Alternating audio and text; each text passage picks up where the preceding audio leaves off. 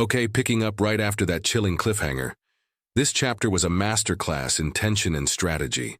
We go from a heart-stopping rescue, that poor little girl's terror felt so real, to a tense standoff with the desperate Zhan tribe.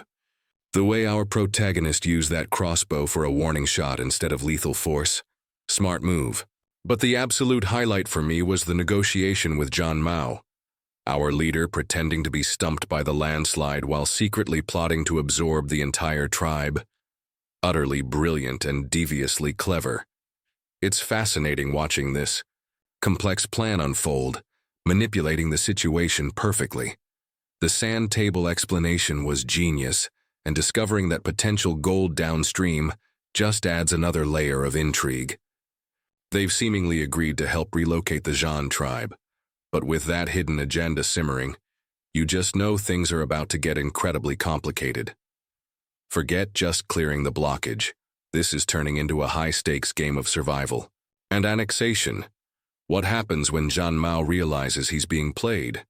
Hearing it would take over 20 days to transport them all.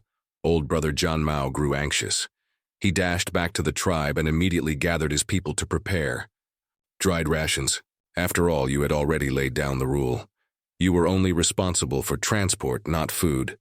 Fortunately, the Zhan tribe's resources were decent enough. Their slash-and-burn farming, aptly described as set fire to the mountain, scatter, dilu and cross your fingers in, meant harvest depended entirely on the heavens' favor.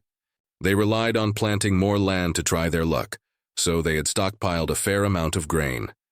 Between the existing grain, the jerky and dried rations that needed to be quickly prepared, and selecting the first batch of lucky ones, Zhan Mao was rushed off his feet.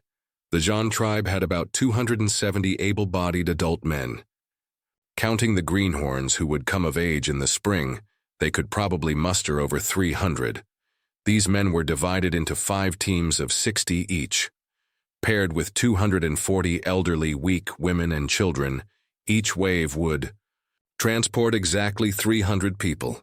You weren't idling on the mountainside either. You were busy figuring out how to kick off your earth-shattering plan to breach the dam.